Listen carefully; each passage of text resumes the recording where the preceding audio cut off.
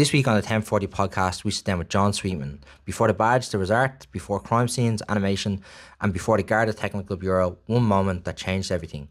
John takes us inside his journey from his first arrest to standing over crime scenes to becoming a fingerprint and handwriting expert for An Garda Síochána. We talk about the cases that stay with you, the things that become normal when they probably shouldn't, and the cost of a career spent in detail. This is a conversation about identity, evidence, and how a life spent paying close attention can quietly reshape the way you see the world. This episode is brought to you by Top Drawer Talent, the supply chain procurement recruitment specialist, and Nesta Storage, Dublin's #1 self-storage provider. You can get 25% off your first month storage using code CS25. Let's get into it. Here we go. John, thanks very much for coming in. Not at all, Connor. I'm delighted to be here. Yeah, but you're a very popular podcast host nowadays. So I believe. What is your podcast? What are you doing? It's a Go Loud original podcast called Lines of Enquiry. It's a true crime podcast. So, we concentrate each episode on a particular case. It might be a case that I had some involvement in, or it might be, an older case, a historical thing going back decades maybe. But I'm the host, so it kind of means that there might be a little bit more authenticity in it, because even though if I wasn't involved in a particular investigation, I'd have an idea of what does go on.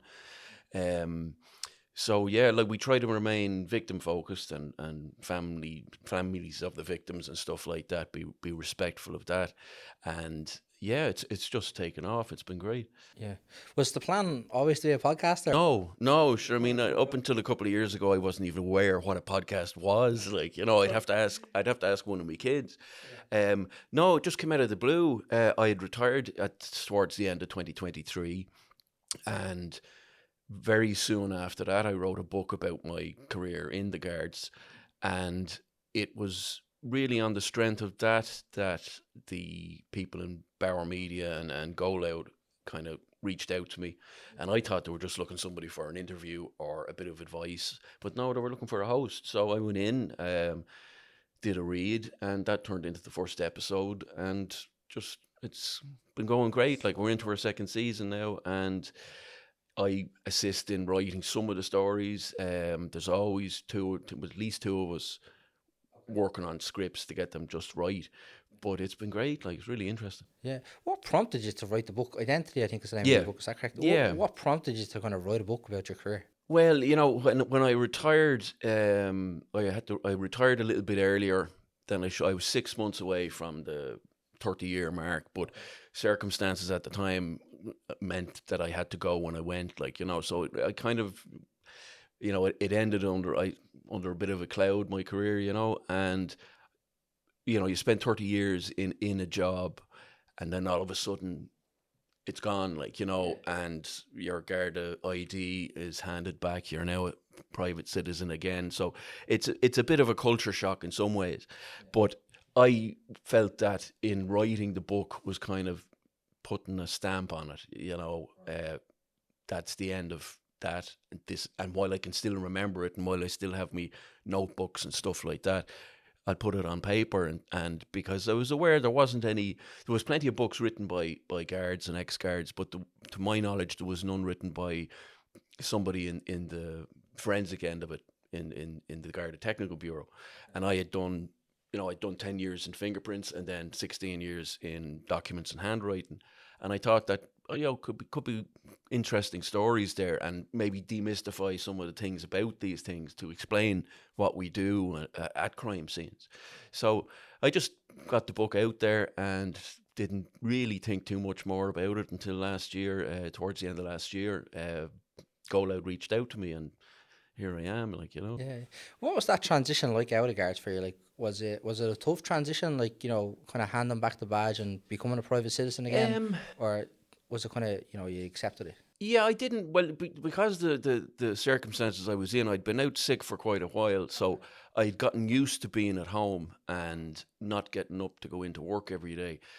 So it didn't come as a shock, and working as I did within the handwriting section, which, unlike fingerprints, was office hours. It was 9 to 5, Monday to Friday. Whereas when I'd been in fingerprints, you worked on a roster, you worked earlies, you worked nights. weekends, what have you. So I had been used to kind of working in that kind of office environment. You don't wear a uniform, so it wasn't like one day I was all dressed up in the uniform and I had me cuffs and I had me stuff and whatever on me, and then the next day I'm back in mufti or whatever, and back in plain clothes. So it wasn't that big of a culture shock.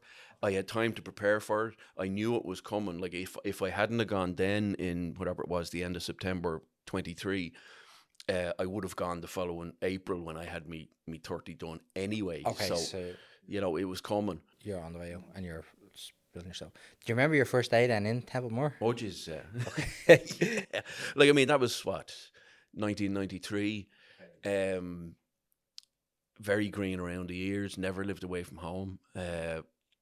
Like a lot of fellas and girls that joined back then, we were all in and around the same age, roughly 21, 22, that kind of thing.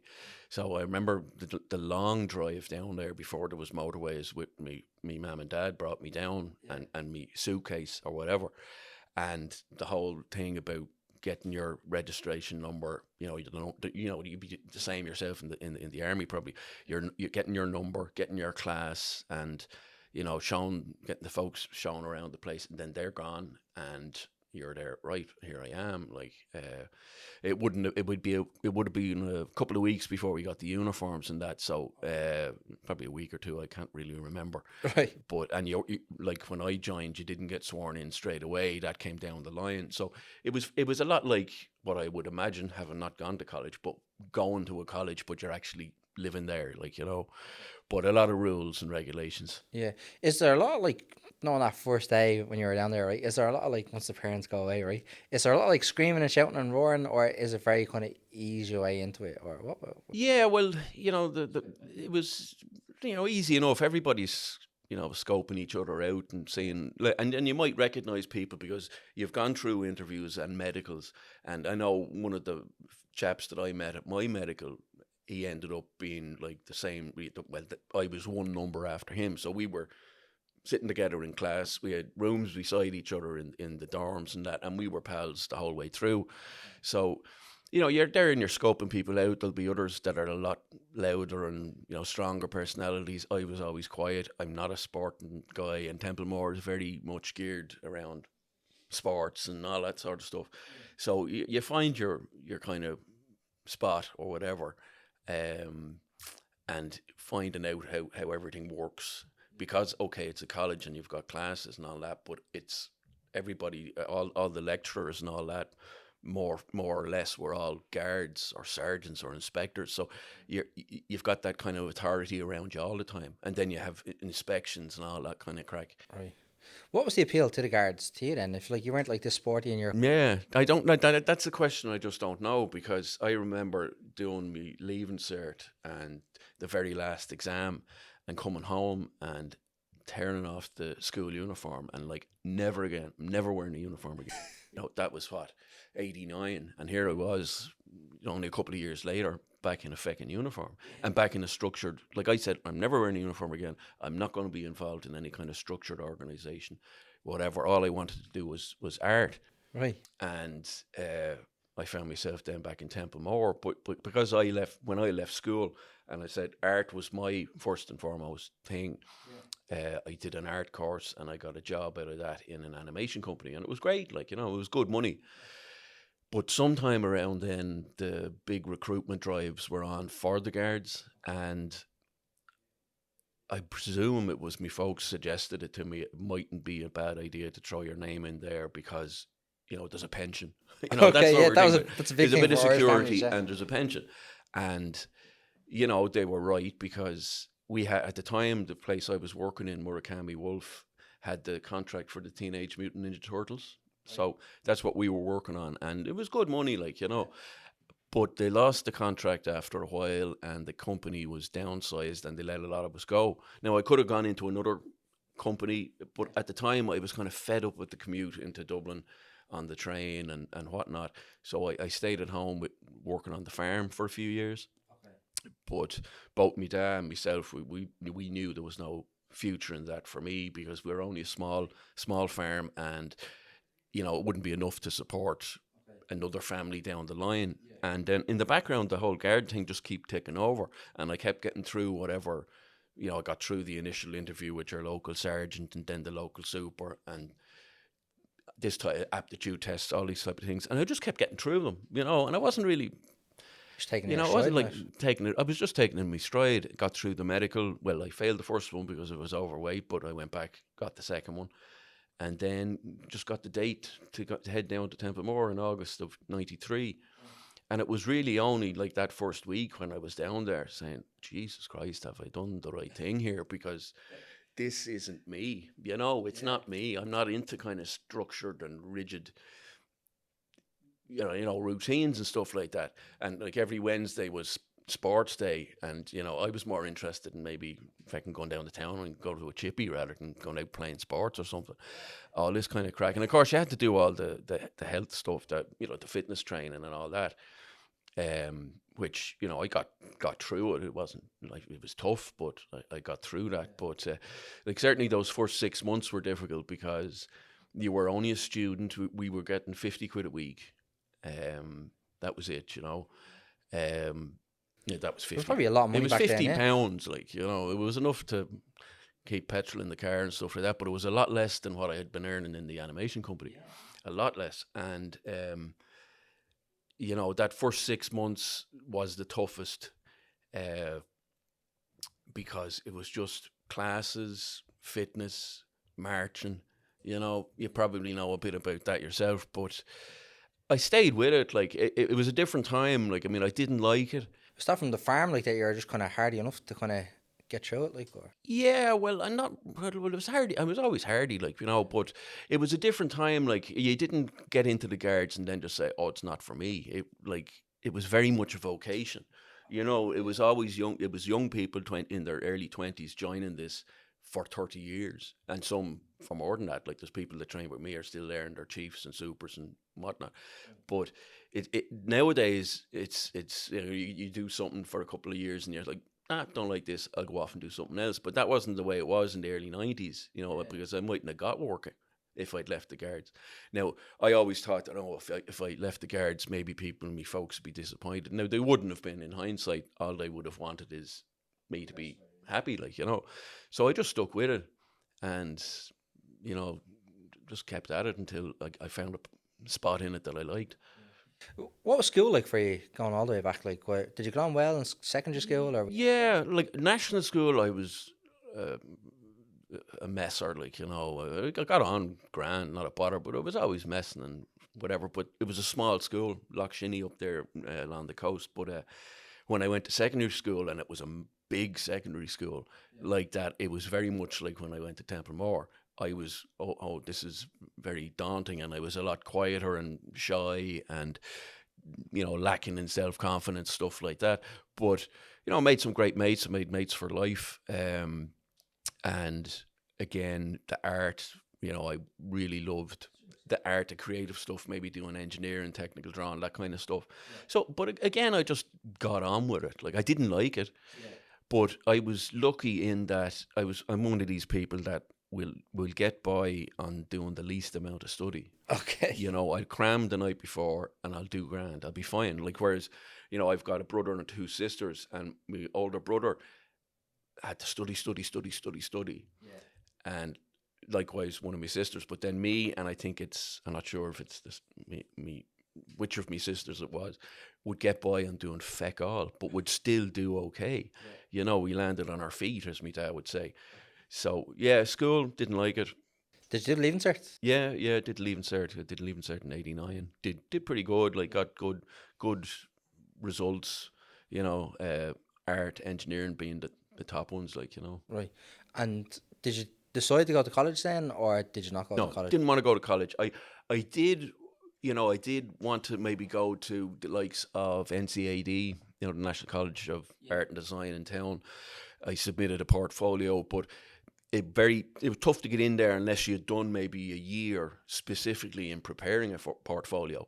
So I didn't get into the art colleges, and my folks, in fairness to them, and money was tight at the time, but they paid for me to do a private art thing. It was I think they're still around. Fitzwilliam Institute is the name of them. And did a private art course with them, which was great. It was what I wanted, like all day, every day, drawing or painting or, you know, life drawn and all this kind of stuff, doing a bit of animation. And they had contacts within the animation company Murakami Wolf. And so the course that I was doing was scheduled to last for, I think it was 6 months. But after about 3 or 4 months, a head fella doing a bit of headhunting for the animation crowd came in and took three of us in for a kind of a test, doing the cell painting for the cartoons. Yeah. And we got jobs out of it, and I stayed there for about 2 years. So that was great. Like, and was it just like these generic cartoons, or was it like the teenage? Yeah, the Teenage Mutant Ninja Turtles. They had the contract for a couple of years, so it'd take several months to do each episode. Like there was no CGI or anything like that. Yeah, that's what I ask you. Like, are you like involved in like the whole process of designing? No, like I mean, I was a cell painter, so you'd have the animators would do all the drawing, and then that'd be transferred to clear acetate sheets, and then we'd get those with all the codes broken down for what colours had to be put on. So you had to paint all them, you paint them on the back. And it was great because I'd be really into detail and stuff like that. So it was tricky because you had to paint the stuff in such a way that the brush didn't make contact with the plastic, but it would leave a streak. So you're kind of moving a blob around the whole time. And then when you think of it like a pencil line or like the lines around the characters, they're only really, really thin. So you had to try to get it halfway on the line, so the light from when it goes under the camera wouldn't shine through and show little bits you'd missed. So the cleaning section would touch it up, but they used to love getting a heap of stuff from me because I always had nice stuff perfect. Okay. You know, they didn't need to clean it, like, so because I take time to get it right. And the way it worked, you had a basic salary, but if you went over a certain amount of individual cells, that's, you know, what we'd call the acetate sheets. If you went over a certain amount, you were into bonus. So you could make a decent bit of money at the time, and I was still living at home. I was getting the train in and out, so I had a car, but, you know, it didn't cost me much to run it. So it was great, and you're in the heart of the city as well, you know. In the hustle and bustle. But it was grand while it lasted.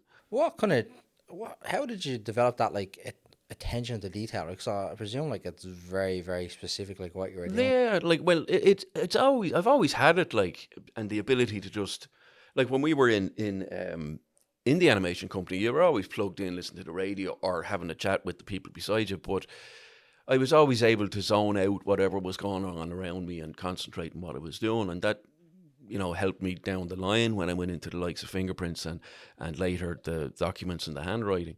But I've always had an eye for detail, and I still do. Like, I still do a lot of art. I do portraits for people, you know, pen and ink or pencil and stuff, like a little bit of painting, you know. So I've always had that kind of creative thing, and to have it right, you know, I was always a perfectionist that way. Yeah. What was your first ever job? Was that the farm, or was it something? Well, like, growing up, like, every summer you'd be working on the farm when you were off school. And even when I was working in the animation company, I'd take 2 weeks off in the summer and I'd be at home picking spuds. Yeah, that's the next question. What kind of farm did you have? Yeah, it was a small kind of market garden stuff. So it was mainly potatoes, cabbage, cauliflowers, broccoli, bits and pieces like that, as well as a bit of, grain, wheat crops and stuff. But I used to take 2 weeks off from the animation thing every summer and work at home, and I'd come back then and everybody would think I'd been away foreign because I'd be, brilliant tan, but I was outside for 2 weeks and like no suntan lotion or nothing like that. You'd just be out working, and it was great. Like, I loved it. Okay. You did that from a very young age then? Yeah, like from as long as you were old enough to, like, pick a bag of spuds and do it right and sit on some of the machines planting things and stuff like that. Did it from a young age, and my brother and my sisters did it then as well, and then I had cousins and all that. So we worked together like that every summer for years. Right. Jeez. And was that the only job then you ever had up until the animation, or did? Yeah. No, so like straight out of school, did the art course, got the job in the animation company. So I had full-time employment by the time I turned 18, which was great, especially at that time. Like, that was what I started in the animation in 91. So it was good to get full-time employment back then. Yeah, it's brilliant. Yeah, because I mean, like, Yeah, the economy wouldn't have been strong, right? it was tough enough at the time, yeah. So then you're in the Guards, right? You do your, what's it, 18 months, is it? Well, initially 6 months in Templemore, and then 6 months out as a student in a station. And then you go back for another 3 months. And at the end of that 3 months, that's when you get sworn in and you're a guard with Garda powers. But it's still not over then, because you do another 9 months out And then back. and then back for a final. I think it was 6 weeks before there was a passing out parade and, the band and all that crack. So it was, all told, it was kind of a 2-year process. And then you'd still be in probation for a good while after that before you're, fully clear of it. Yeah. Where were you stationed when you first passed out? Yeah, and that kind of ended up shaping the decisions that I made, because if things had worked out differently, I probably wouldn't have got into the Technical Bureau, because when I went out as a student on phase 2, you were able to choose your station then, because you were just going out really to ride along with full guards and stuff like that. So I chose Santry because close enough to home, busy enough station, because at the time the H district had Santry, Ballymun and Whitehall. Like Whitehall station, it's not a Garda station anymore now, but you were still very close to the likes of Coolock and the city centre and stuff like that. So it was busy enough without being crazy like Store Street or something. And it was the right side of the city for me. So I chose Santry. It was good. Enjoyed it, because they give you spend a certain amount of time on the regular unit with, ordinary uniform Gardaí. You might be then with the task force for a little while, or with the DDU, the detectives. And then because Santry is over the airport, you'd spend a bit of time out at the airport, and then maybe with the immigration guys. So you got a taste for every bit. And that was interesting, but then you had no responsibility, like you had no powers, so you weren't arresting fellas and you weren't going to court yourself. Like you go along to court to see what's happening, all right.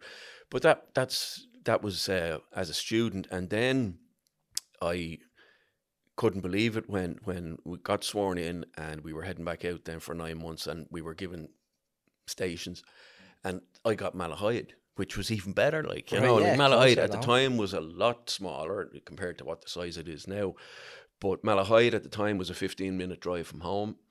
It was quiet, because in Malahide was the Orr district, so you had Malahide, Swords and Coolock, and Malahide was the quietest and the nicest of the 3 sub-districts. And at the time, Malahide was still a 24-hour station. I don't think it is anymore. But it was great, and I loved it there. We had a good unit. It wasn't overly busy. It was a nice place if you were out in the beat and stuff like that. You had Malahide and you had Portmarnock and stuff like that. You didn't really have that kind of...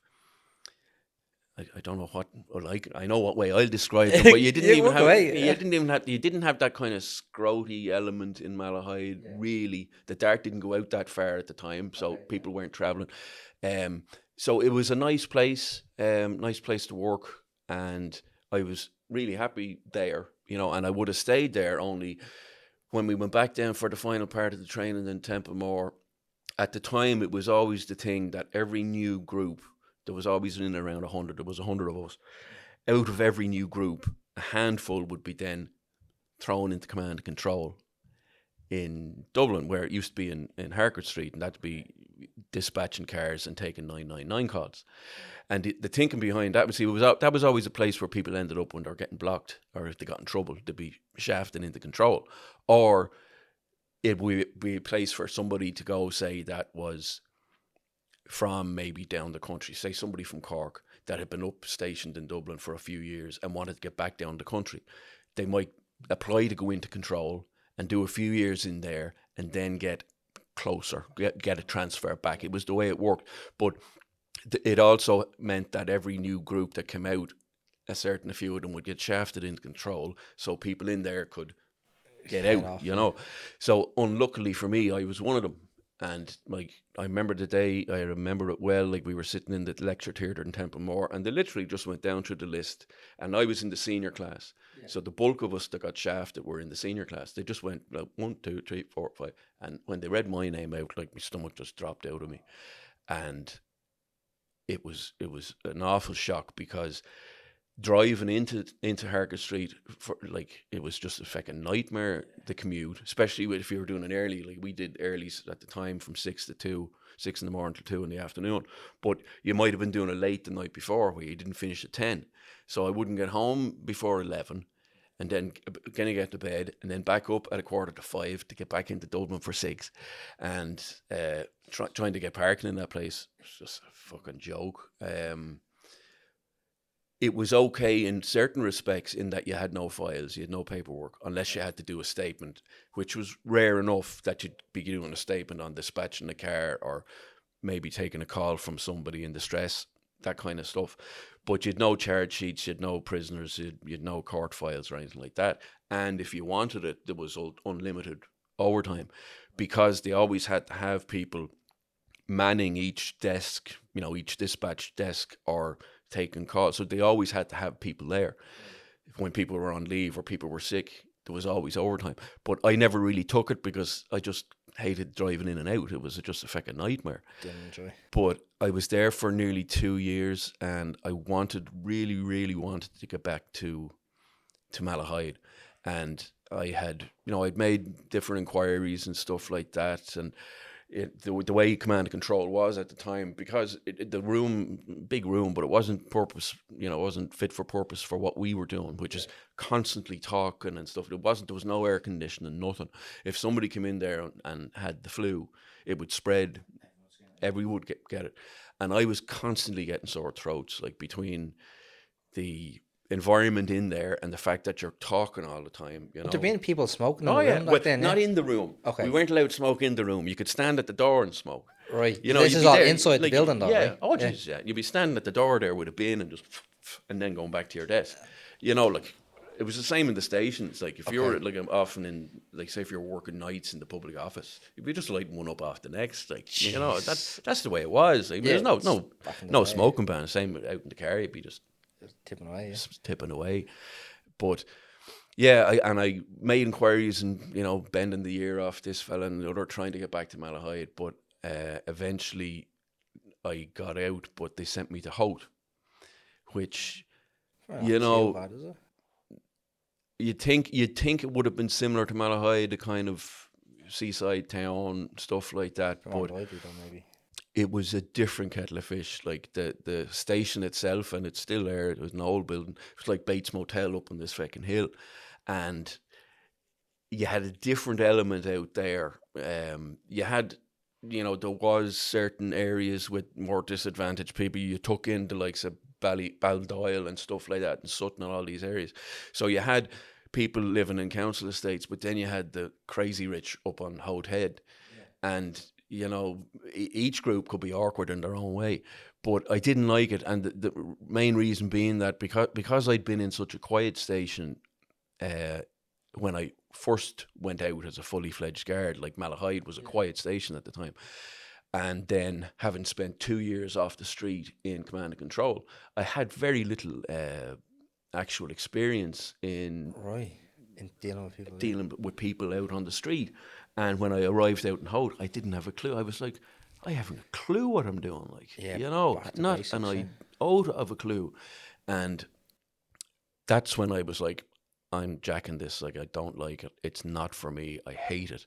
I hate going to court. I haven't a clue what's going on.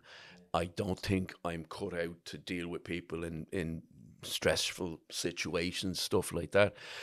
And I was very, very close to leaving until, and I was saying it to you earlier on, just so happened, unluckily for him, a local publican near the station got glassed one night in the pub, and one of the guards that was investigating it got possession of the pint glass, and the next day I went along with him when he brought it into Garda headquarters in the Phoenix Park to the fingerprint section to get it examined, and I went in with him, and I was like, holy God, this is incredible, because it had been in 97, 96, 90, no, that was 97.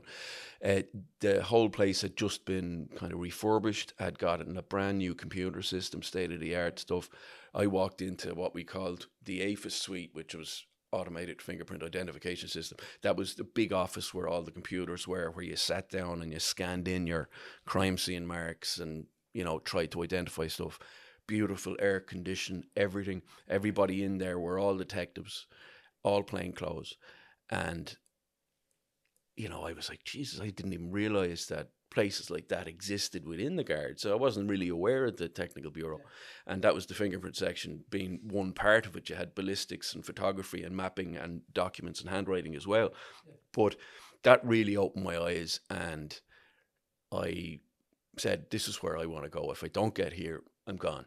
Right. So I got talking to a particular sergeant that day when we were in there in the fingerprint section, and I put a flea in his ear about if there's any vacancies, let me know. And I found out then that my inspector from when I'd been in command and control, he was an ex-bureau man, an ex-fingerprint man as well. Oh, okay. So when it did come along to the vacancies arising, and you know, he I think he probably, no, he wasn't my inspector anymore, but he would have put a word in for me. Yeah. The sergeant I'd been talking to did as well. And at the time, there wasn't big numbers of people applying for these positions, because okay. they were kind of like, didn't really know they existed. Yeah, probably, they were kind of like really well kept secrets. Yeah. So and it ended up that I think it was 5 of us that had worked together in command and control ended up in the fingerprint section, right. Pretty much in around the same time. Okay. But I was only 9 months in Hout when I got the word. Okay. You know, I'd done an interview and all that. Yeah, yeah. How long were you in the Guards then before that actually that opportunity came? All told, I was only, let me see, 4 years. Okay. And I was only, like, that would have been, that was 97. It was the end of 97 when I got into fingerprints. And I was sworn in 94. So I was only a fully fledged Guard for 3 years. Like, it was 4 years after, maybe 4.5 years after I'd started training.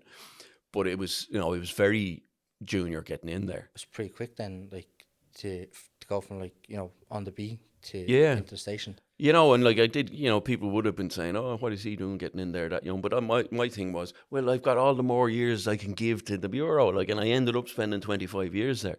Yeah. So, yeah, like, I mean, and they wanted people that they were going to invest time in, because it takes 5 years to become an expert. And the courses involved are expensive, and, you know, the job has to pay for that. So they wanted people that they were going to have for a while. Before we kick into that, did you ever have to arrest someone, and do you remember your first arrest? Yeah, you'd be walked into it maybe once or twice. Okay. Yeah, well, I remember arresting a fella for drunk driving when I was out in Malahide. He was fine. Like, I mean, I'd no hassle with him, but I had, you know, I'd more hassle with other members, really, shall we say, at the time, because of who he was. He, you know, it wasn't that he was anybody in particularly known or important, but he worked for people that the Guards knew, and, you know, and I was only a probationer at the time, so I was kind of getting calls and things like, you know, what's the story, what's the crack? But the inspector, knew I was under a bit of pressure, and he came out to the station, and everything was handwritten, like there was no computer records.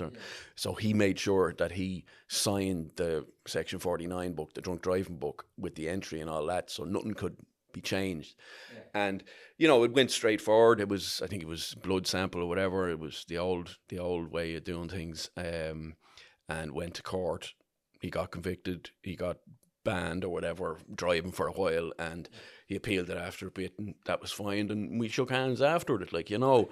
But it was such a quiet station that you wouldn't have much in the way of arrests and stuff like that. And most of it was kind of offences against the Common Sense Act, or, you know, you'd be just meeting fellas out like on the piss of Saturday night in Malahide town, like, and, you know, public order stuff, just like, cop on, for heck's sake, like, that's, come on. stuff like that, you know. So there wasn't really any. I was lucky like that way. There wasn't really any major big incidents while I was there. What about like going to court and stuff for the Yeah. first time? Like, But did you like that sort of no, things or oh no? God, no. No, would see like that again. I had no much experience really, having been in quiet stations, being, you know, not very self confident anyway. Not being used to, you know, standing up and speaking in front of people. You don't really get any much training. You get a bit of that. Well, we got a bit of it in Templemore. There's a fine state of the art mock courtroom there, but we hardly ever used it. Like, we hardly saw the inside of it. We were doing more marching than anything else. So, and court is so daunting. Like, especially back in those days, you had the district courts beside the Bridewell. So you'd arrive in there with, you know, a case, and there'd be just guards from everywhere. There'd be defendants from all over the place. You're trying to listen and hear what's happening and what's going on. You're trying to make sure that what you say is correct, and you remember your oath, and you remember the caution, and you remember the charge, and all this sort of stuff. So it frightened the life out of me. I hated it, you know. It was just like juggling so many balls at once. Yeah.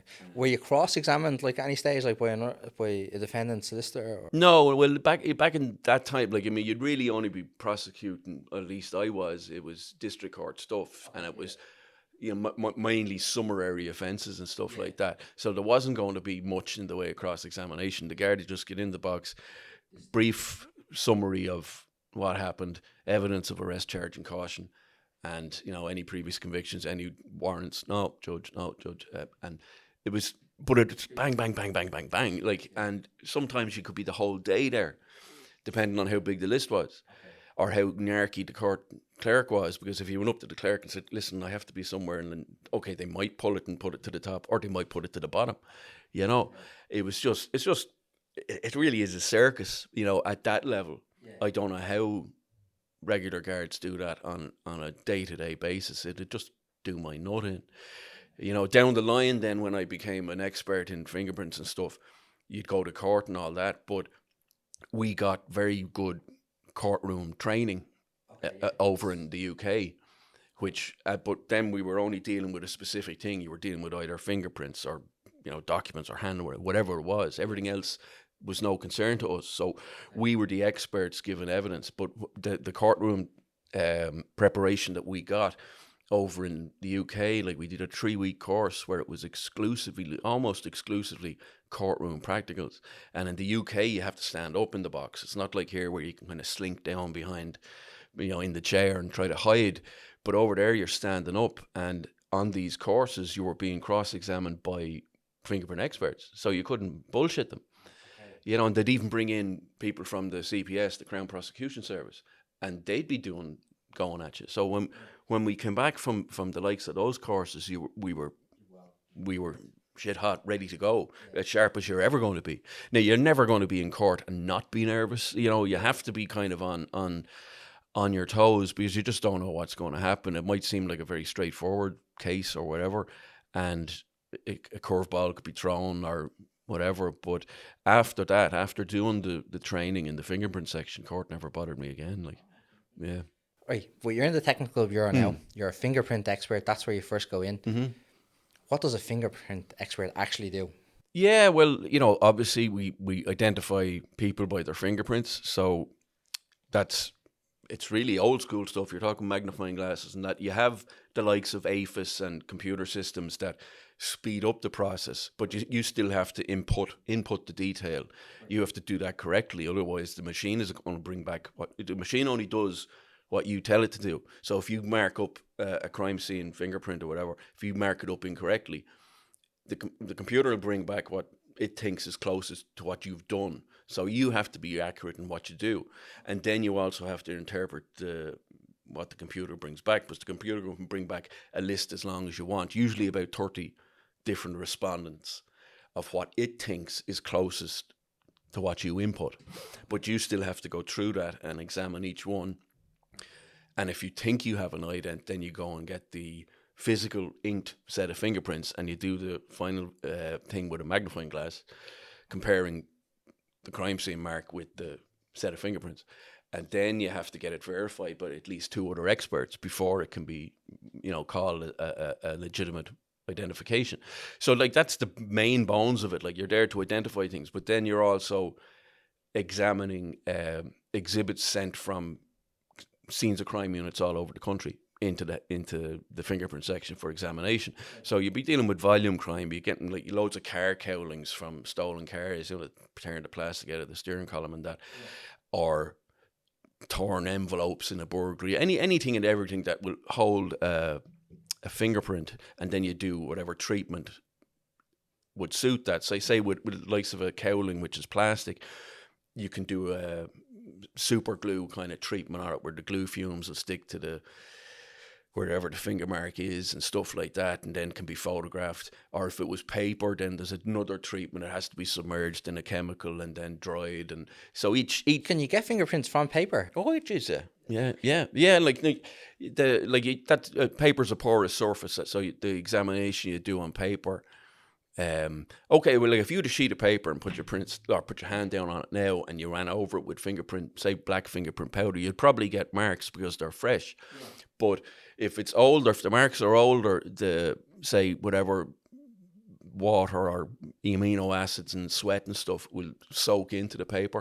Okay. And so what you do is you treat the exhibit then with, it's a chemical called anhydrin, which reacts with the amino acids and brings up a purple kind of stain. So you might get your fingerprints that way. And again, they had to be photographed. Well, back in those days, everything was done, but the Garda photographers would photograph the marks and develop them in the dark room, and you'd get little small photos which you could put then into the scanner for the computer and mark them up that way. Nowadays, a lot of it can be captured digitally and almost sent directly to the computer.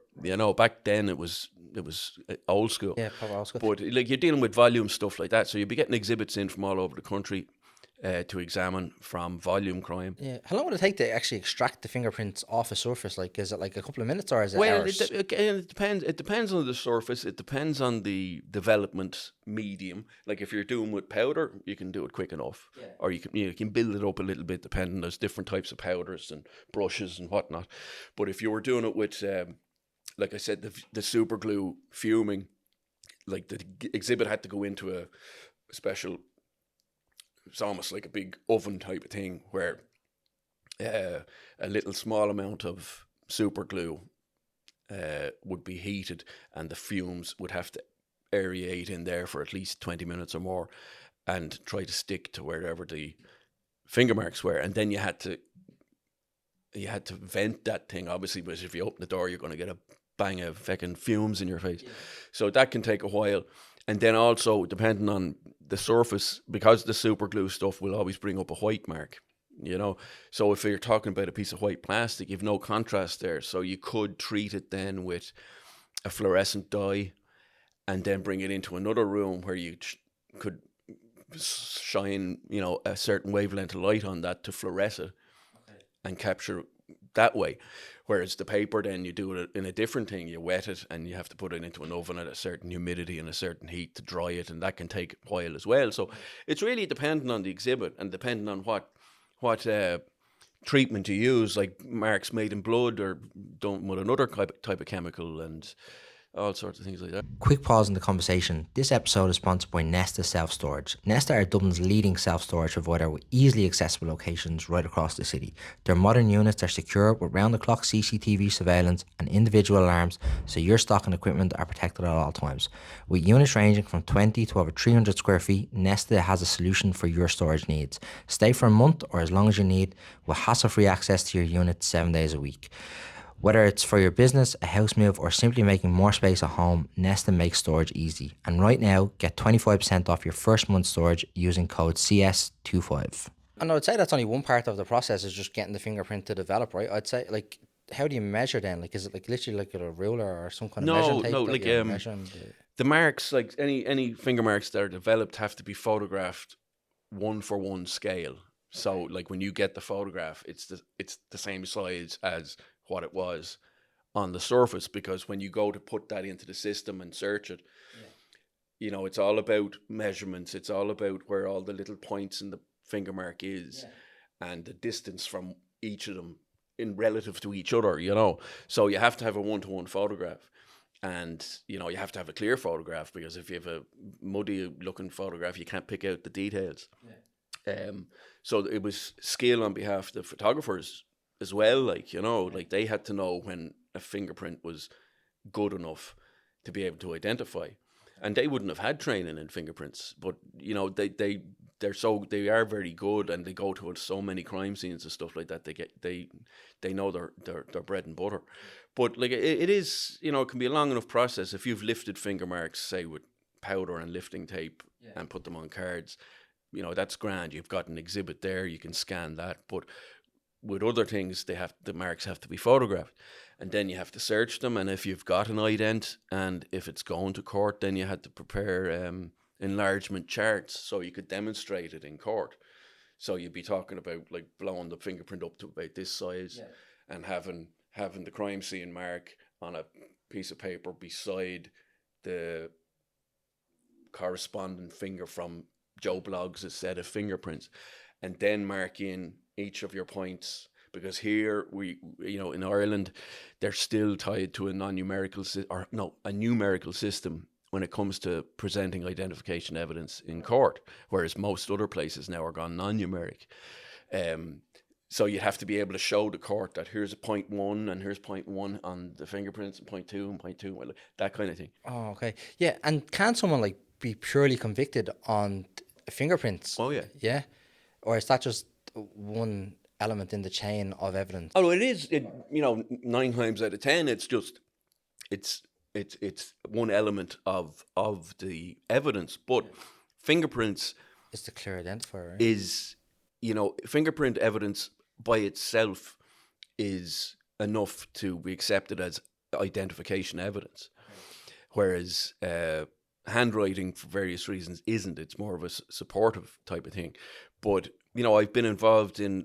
I was very lucky in that the first murder case that I was out at, or scene I was out at, was solved with fingerprints, and it was a whodunit. Nobody knew, like nobody had any idea what the suspect or anything like that, and I was just there as the trainee along with a fingerprint expert, but he was able to develop a finger mark or in blood that was found at the scene, and searched it on the system and got an ident. And this was like out of the blue, like nobody had an idea who this guy was, and we were very lucky in that he'd only been fingerprinted once, and that was only a few months prior to that.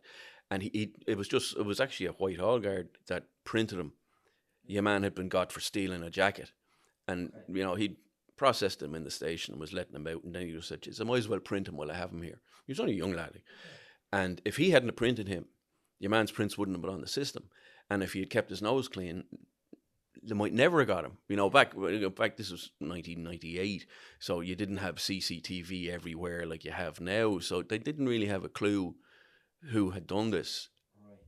But we got him purely on the fingerprints. Of course, he was convicted.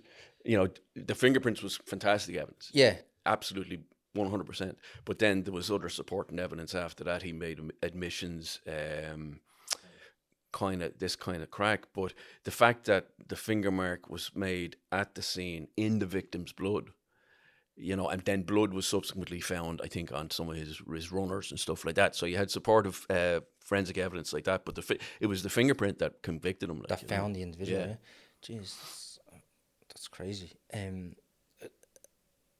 Is it like, because like that's what I was gonna, like, obviously had him on the system, right? But if he hadn't have been printed, he would have been away scot-free if he had kept his nose clean. If he kept his nose clean, like he might have surfaced if they had some information that he had broken into this place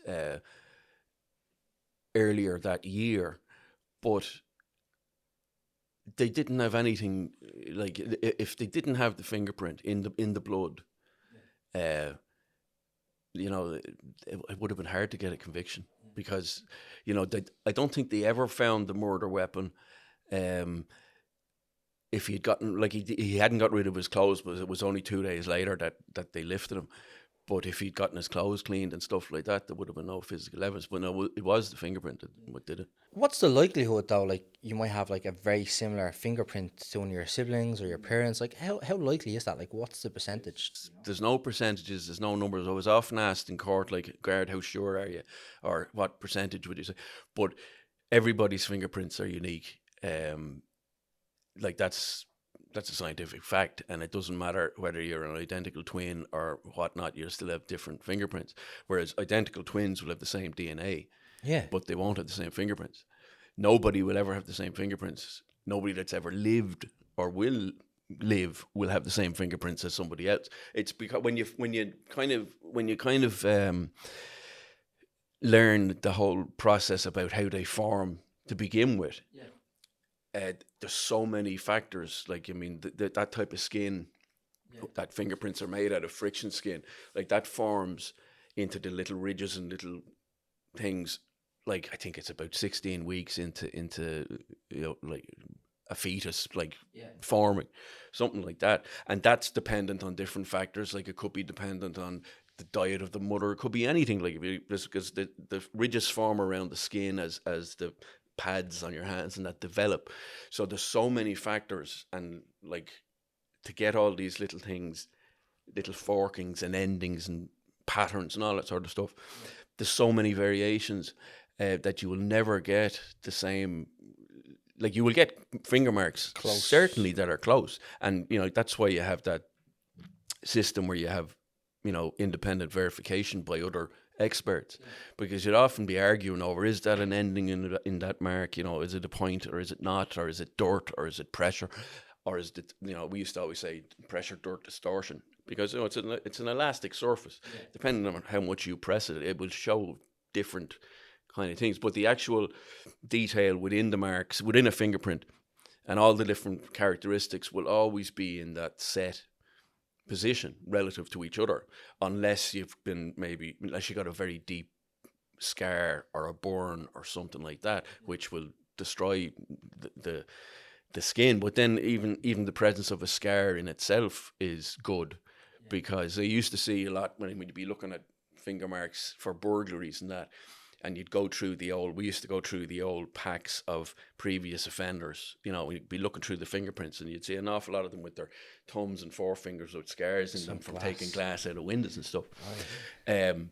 Whereas technically a scar isn't a fingerprint characteristic. It's very simple for a jury to look at a thing and you've got a bloody big scar cutting through it in the same thing. Like, it is good evidence. But like, fingerprints is absolutely fantastic if you have the clarity. You have to have the clarity in the mark. I think I watched the film before they super glued their fingers. Does that stop the fingerprint presenting, or does that? Yeah, like, I mean, if you put something on the surface of your fingers, you're not going to get the detail there. And you'd often see people, depending on what they work in, say mechanics that are dealing with oils and stuff like that all the time, or people involved in the cleaning. Like, people involved in cleaning stuff and all that, where they're dealing with bleaches and all that, you'll find that it affects the skin. And even my own dad, I remember, like, when he was, before he retired, like, his hands would be like shovels and the skin would be near wore off them. And mine was like that as well when I was working at home. And you'd try, because he told me years ago when the house got broken into, and they couldn't, the scenes of crime fella, when they came to take sets of fingerprints for elimination purposes, they couldn't get decent prints off either my mum or my dad, because their hands were in bits from, working and doing bits and pieces. But when he kind of retired, semi-retired anyway, and he wasn't out, rooting in the ground all the time, the skin came back and it was grand, So it's only really deep-seated injuries and stuff like that will affect the permanent patterns or whatever. Okay. And day to day, right, is like of a fingerprint expert in the Technical Bureau, right? Are you just in the office, right, and scanning these fingerprints and developing fingerprints? Or are you actually out at crime scenes and getting to see like are you seeing it like, the raw crime scene as it is, or are you going in after the fact to fingerprint, or like how does it work? Yeah, well, I mean, the day-to-day work is in the office, or at the computer, searching for marks, in the chemical room, developing marks. That's the bulk of the work. Yeah. But then obviously, preparing stuff for court and whatnot, and even, putting on sets of fingerprints to the system because you could be searching crime marks against something, but it's important to have fingerprints on the system. So like nowadays, it's all kind of, a lot of it comes in over the computer line with live scan and stuff like this, but you still have the physical sets that have to be scanned on, and they have to be quality controlled to make sure that they're good, because if they're not, if they're not recorded well, then a crime scene mark mightn't hit against them. But then you could be sitting there and then a call will come in, that'll be a call out for a bureau team. Now, as I say, every Garda district, every Garda sub-district have their own scenes of crime people, that will go to a scene or a burglary and gather fingerprint evidence and take photographs and take other exhibits that might need to be looked at by forensics and stuff.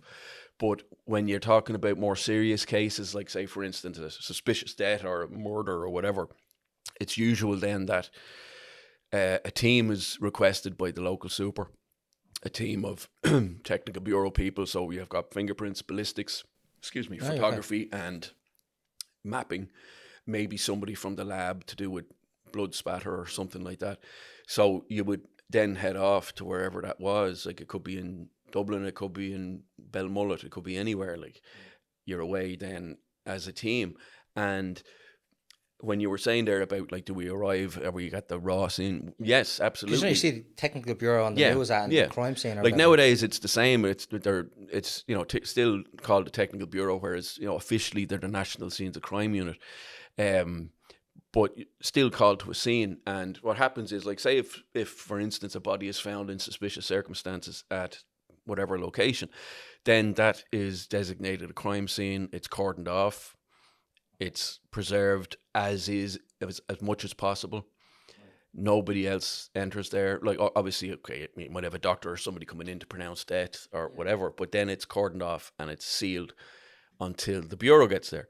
And the first person in then is the photographer, because the photographer has to take the photos and take the videos, record everything in situ as is, because you got to remember down the line, and it could be years down the line, that there might be a court case, and yet he has to, or she has to prepare albums with photographs for the courts as well as the investigating members and stuff like that.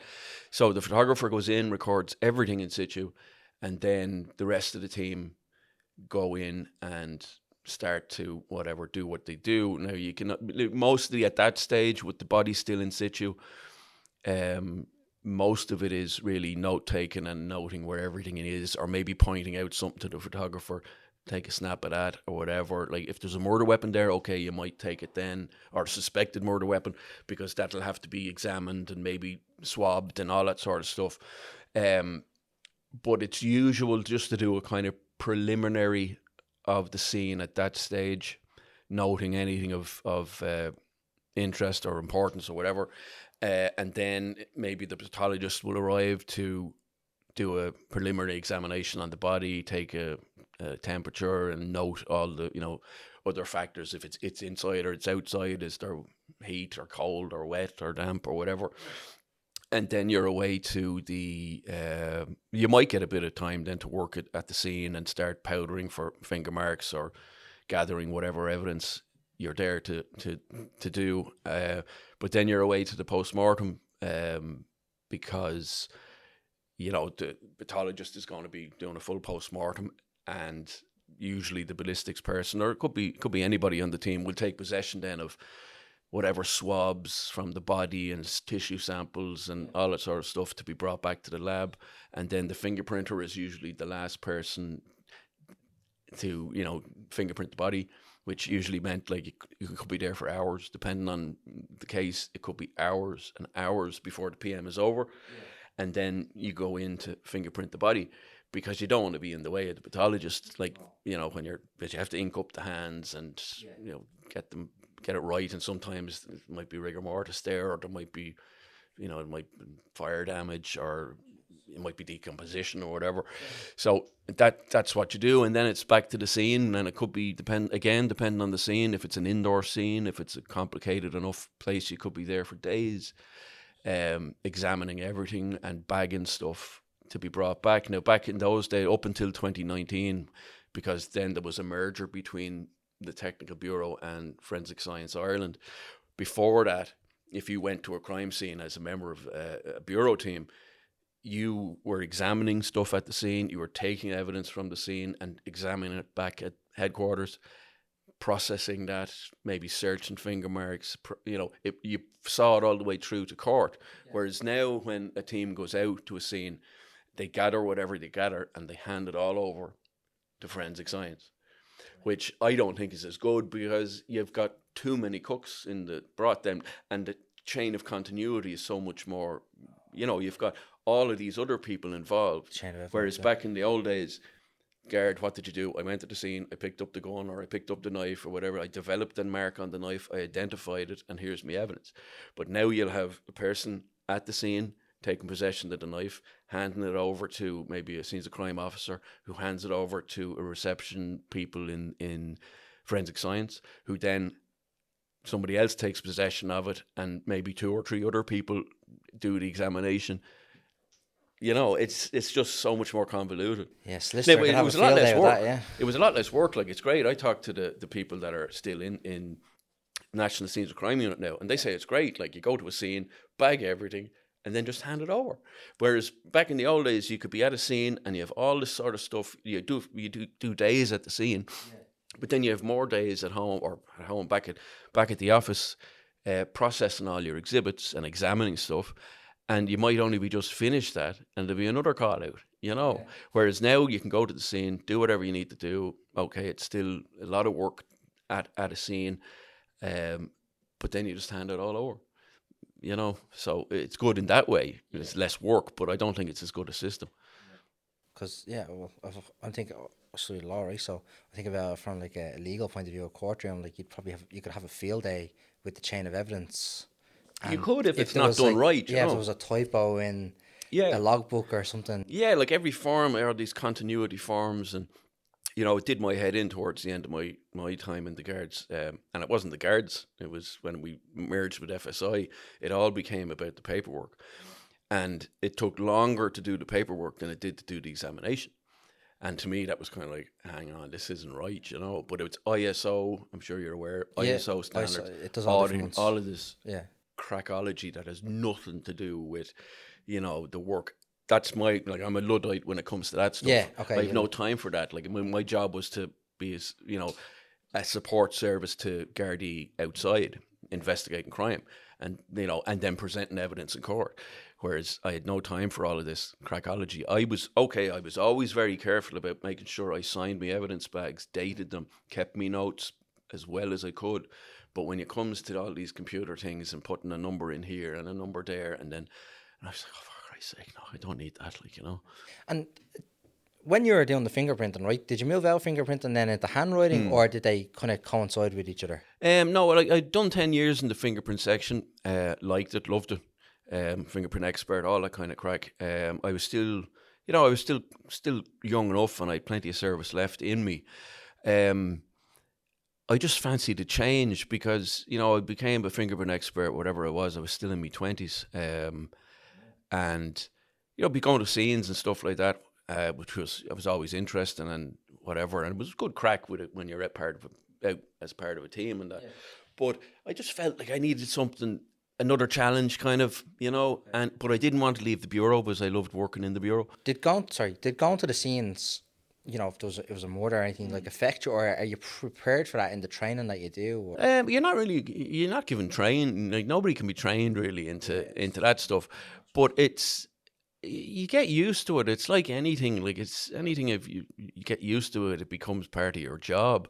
You took anybody like yourselves in the defence forces, paramedics, doctors, nurses, you get used to it. It becomes part of your job. It was always the kind of, if it was a nasty enough scene, or if the body had been there for a considerable amount of time or something, there's always the initial shock to the senses. You're only human, but very quickly that takes second place to you're there to do a job, and you have to do it right. Because, first of all, you're there for the person that's dead, regardless of who they were. So that aspect of it, you kind of park it, it never bothered me. I never took it away or pondered on it. Like, I've often said to people when they ask me, it was other things that stuck with me, like some handwriting cases and that, more so than the guts and the gore, because you get used to that, and you could be in a scene for days, and okay, the body's not going to be there for days, but maybe the smell and the guts and the gore is still there, but you get used to that, like. Okay, just kind of harden your heart to it as well. Yeah, like you do get used to it, but it hammers home to you how important it is what you're doing, and do it right. And there's always supports there. Like, I mean, if you're under pressure, you'll get support from your colleagues. You'll get, like, there's always counsellors and stuff like that available to you if needs be. It's mandatory with a lot of these things now that you have to do something. Get it done, like, Okay, and then the handwriting side of it then, like, what is the purpose of a handwriting expert then? Like, why do... Yeah, well, okay, in the documents and handwriting section, there was mainly two disciplines. One would be the security document analysis, which would be anything that somebody might try to forge or counterfeit for either monetary gain, or in the likes of passports and like that for travel and stuff, hiding their ID or whatnot. So you'd be looking at currency and tax discs and passports and all that sort of stuff to determine whether it's genuine, or if it's been altered, or if it's a complete counterfeit. But then the other aspect of the work was handwriting and signature examination. Usually they're done separately, because your signature is more often than not totally different than your normal day-to-day handwriting. But that opens up different cases, like anything to do with check fraud, land, money, wills, all that sort of stuff. Then nuisance letters, anonymous stuff, threatening things, questions over authenticity of a document. Was that written by Joe Bloggs, or was it written by somebody else? Or, suicide notes, all that sort of stuff, where the handwriting has to be proved, or the signatures. Like, I've done different cases. I remember doing a few for the military police over the years to do with signatures. People having purportedly sent letters and stuff like that, and then denying it at a later date, and then you're called in to say, well, in my opinion, that's that guy's signature or that girl's handwriting or whatever. And it works the other way as well. You might say, well, I can tell you that he didn't write that or whatever. But again, it depends. Every case is different. It depends on the amount of material that you get. You have to have sufficient material to make a qualified opinion, Jeez, okay. And what would have been like the most interesting case then that you would have worked on, like in the handwriting section? Yeah, I've done many of them, like so many of them that were interesting, but an awful lot of them you'd never hear about, because it might be on, it'd be on the lesser scale of offending. Or for what could happen an awful lot of the time is you do an awful lot of work on a handwriting or a signature case, like maybe a massive big check fraud case where you've got hundreds of signatures. And then you do your statement, and it's several pages long, and you have all your notes, and you're all ready to go to court. But then they just accept it because maybe the defense don't have a fingerprint expert to refute your findings. And even if they did, if that expert was worth their salt, they should come to the same conclusion that you have. You know what I mean? So an awful lot of the time, you do an awful lot of work on a handwriting case, and you'd never get to give evidence. Like the episode we recorded this week for the podcast, I did some handwriting work on that, and it was a murder trial, but I was egging to go, like, but the evidence was accepted because they were like, what's the point in hiring a defense expert and paying them X, Y, and Z if they're going to come to the same conclusion? Occasionally you might get, an awkward defense barrister that starts quizzing you and questioning you and saying, no, I don't agree with that. And I don't care. Like, I mean, that's my expert opinion. You get another expert in here to tell me I'm wrong, and maybe I'll listen to you. Otherwise, at that stage, I didn't care really if they accepted me or not, as long as I gave the evidence correctly and, accurately. I didn't care if the guy got off or not, as long as I did, obviously, but if I did my job right, that's all I could ask for. That's what I was going to ask you.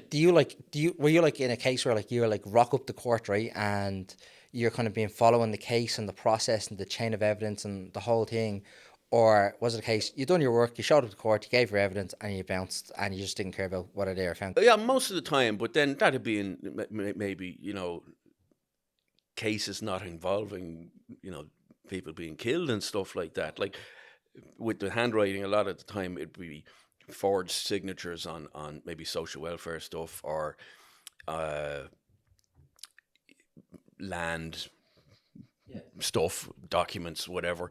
But with those things, you just turn up, you give your evidence. It's nice if there's a conviction and if your evidence was helpful in that. But at the end of the day, like, it's just part of the job. It's nice if you do get a good result, and the investigating guards, are thankful that your evidence was helpful. But if it's other other cases that you become invested in, like murders and like, serious things like that, you do kind of take it that, you really want this to go right.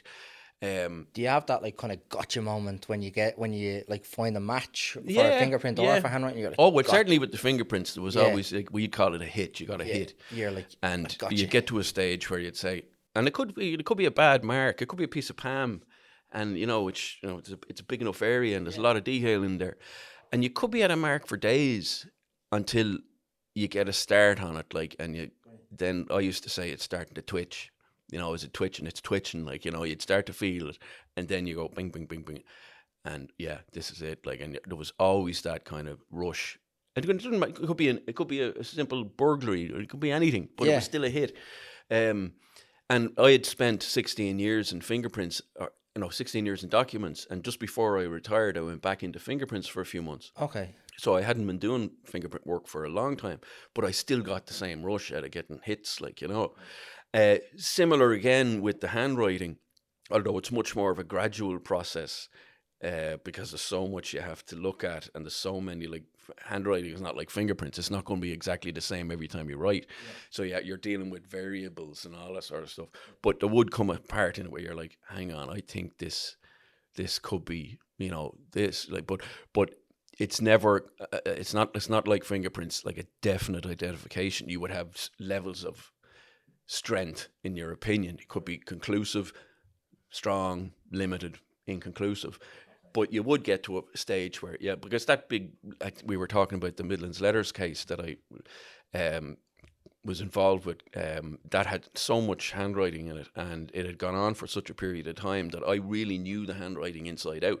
So, excuse me, every time that I'd get a suspect's handwriting sent to me, I'd nearly be able to say straight away, no, that's not him, that's not him, that's not Just him. from looking at it. Yeah, because I'd been invested so much time in looking at this, the question handwriting, that I knew it inside out, like.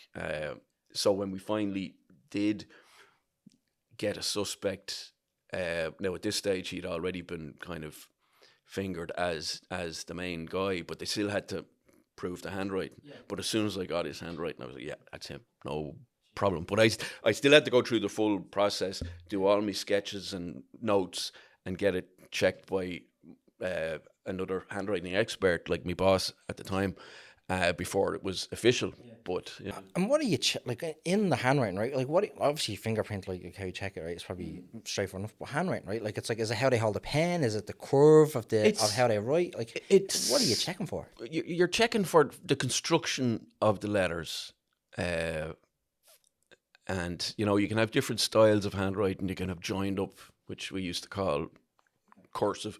Script would usually be lowercase, not joined, and block, whatever, broadly. People mix and match between them, like, So you're looking at the individual letter constructions, but you're also looking at them depending on where that letter may be within a word, or it depending on what letter precedes it or follows it. There's all of these variables, But you're not only looking at the letter constructions, you're looking at stuff like pen strokes. How many strokes is done in that K? Is it a 1 stroke? Is it a 2 stroke? Is it a 3 stroke? It's all part of what we would call natural variation within a person's writing. So because we're not machines, we're always writing differently. Like, even if you wrote the same content twice, you'll never write it exactly the same way. So what you have to do is build up an idea, build up a picture of the amount of variation within a writer's normal handwriting. So they might write an A this way, that way, this way, that way. So you'd have to make notes. You'd have to sketch them out, So you'd have all these different variations of letter constructions and whatnot.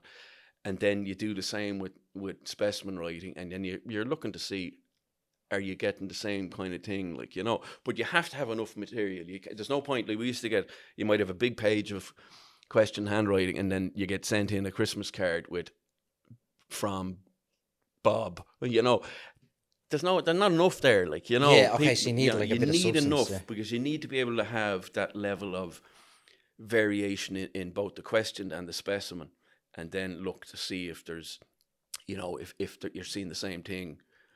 You know, it's more subjective. It's more of a, and that's what I liked about it. It's, you have to sell the evidence more.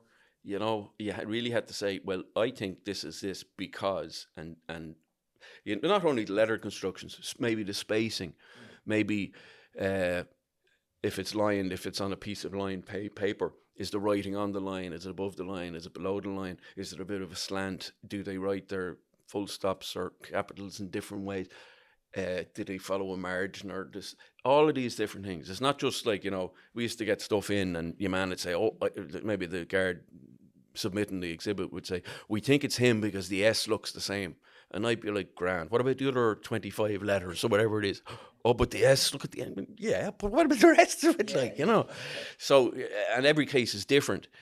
And, you know, some people might try to disguise their writing, but it's very hard to maintain a level of disguise over a longer period. So if you started out at the top of the page and say, right, I'm going to disguise me writing, by the time you get down the bottom, some of your normal things will probably creep back in there. So that's, again, it's so important to get enough material. And then with signatures, it's the same. Like, I mean, and you would think that, you know, a lot of people's signatures, mine included, are just illegible scribbles. But they're easier to work with, because if somebody wanted to forge my signature, to get it to look the same as mine, they'd have to slow it down, and you'd see that lack of fluency. But then if you wanted to keep it fluent, you'd lose the accuracy. So there's a trade-off. So it was always much better, because I used to always, when it'd be sketching out signatures, especially illegible ones that are just loops and bits and bobs, you'd build up almost a kind of a rhythm. You'd be there like, dun, dun, dun, dun, dun, dun, dun, you know. And if you had like social welfare fraud case maybe with 100 signatures, by the time you've sketched out most of those, you've got it, you know the variations in it. So when you come across one that doesn't fit there, you're like, that's not right, that one doesn't right, like, you know.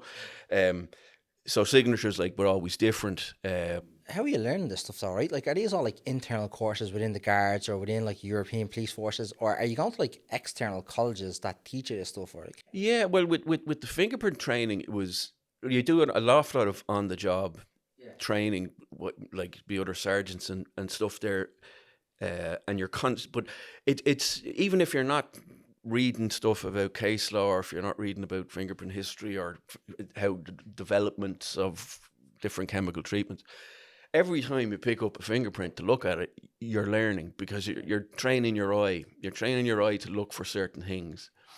So it was the same with handwriting. The more you got exposed to examining handwriting cases or security documents, the more you got exposed to it. You were constantly training your eye in. But the courses we were sent on, like we did internal courses, but for the experts stuff, like for fingerprints, we went over to the UK at the time, Durham, up near Newcastle, police training college there. That's where they were based. And that was they were fingerprint experts that were, you know, examining you. They'd be giving you stuff to identify. They'd be giving you written exams, courtroom, practical stuff like that. And with the handwriting, you know, we got a lot of it was being exposed to it. You know, getting a bit of training from other people in the section, but then having a placement. I did a 6-week placement over in Birmingham. I think it was, Birmingham, all day, every day, looking at handwriting cases, specifically prepared as training. You know, they weren't real cases. Some of them were real cases that had been done by the company that was doing the training. But like that, for 6 weeks, Monday to Friday, looking at handwriting and getting your eye in. Like, that's what we always used to say, get your eye in. If you got your eye in, yeah, I got my eye in. Like, you know, but you could take 2 weeks off and not look at a handwriting case or look at a fingerprint, and it might take you a day or so to get your eye back in. Usually it doesn't take that long. It's just training yourself to look at things a certain way. There's nothing to do with eyesight or anything like that. It helps. Like, when I started in fingerprints, I didn't wear glasses. Now You know, now I need them, especially for up close work. But the training was brilliant. We got really, really good training. Yeah. Brilliant. And what's next for John, right? Like, are you going to continue podcasting? Will you become an expert witness for defendants, or? No, I wouldn't work the other side. No, No? way. No way. No way. Like, I mean, I could have when I retired. My ex-inspector, my boss, Michael Murray, Stephen's brother, he started his own private practice handwriting examination, and you know he's doing pretty good, and I mean he'll work for whoever hires him. That's fine. But I have enough. Like, I like to work, I like doing that, but I have enough of courts, I have enough of solicitors and barristers, and I don't want to be chasing people to get paid and all this kind of crack. I have enough done, you know. Now, sometimes Mick does throw me the odd bit of work to, especially, you know, if it's a big case or if he's just looking for, you know, another opinion or whatever. Sometimes he would, and I love doing that, you know. But no, I have enough of that. And as I say, I wouldn't work for the other side anyway. Okay. That's just me being bitter and cynical as a guard, like, you know. But yeah, like with the podcast thing, as I say, it just came out of the blue a few months ago. And we're on our second season now. It's doing gangbusters at the moment.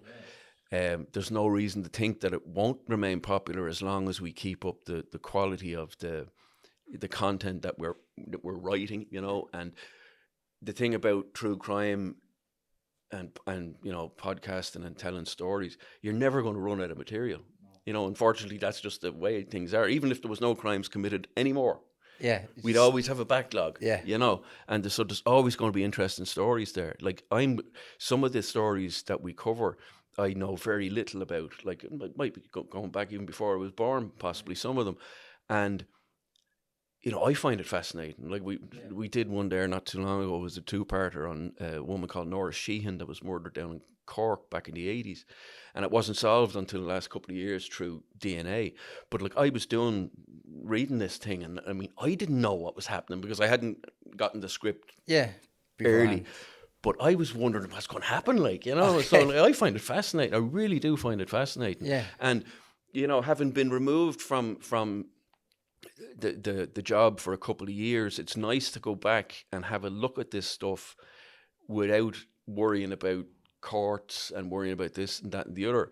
Like, and some of the cases that I had been involved in, it's nice to go back and have a look at them, and it kind of reinforces that, Jesus, what you did do was important, you know, and you did it okay, you know. So I just love it. Like, that's good. And if people want to find you now, like, where can they find you, or how can I? Well, I'm out in North County Dublin there. I'd say the people in Go Loud found me on LinkedIn. Okay, yeah.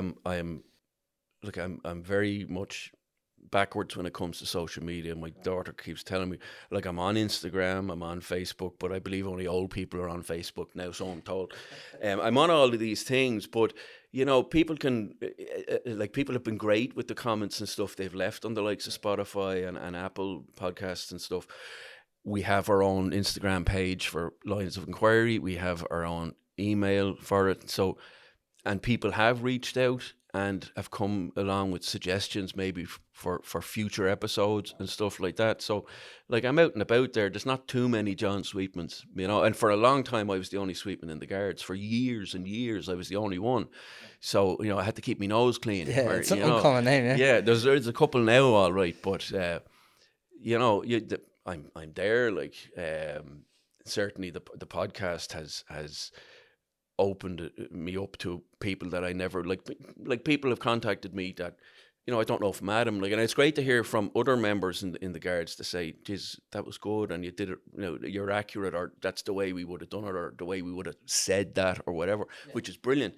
But even like I got a text there the other day, or I don't know what it was on, maybe it was WhatsApp or something, but just a fella that, you know, he's a paramedic, and on the long hauls, maybe if they're driving from down the country up, stick it on, like, and, you know, I was like, that's great. I said, geez, I'm delighted that you like it, you know. And even, you know, sometimes people have been very open to us that might have been, you know, victims' families or something like that, and say, you know, you did that right, or you were respectful there, or whatnot, or and that means the world to us, All right, that's brilliant. Yeah, Grant. I look forward to seeing how the podcast grows. Yes, And, me too. Yeah. Stay in touch. Absolutely. A huge thanks to John for taking us inside a career built on detail, precision, and evidence. If you enjoyed this conversation, make sure to follow the podcast or share the episode with someone who'll appreciate the story. And if you're thinking about your own career path, remember sometimes it's the details that quietly shape where you end up. This has been the 1040 podcast, and thanks for listening.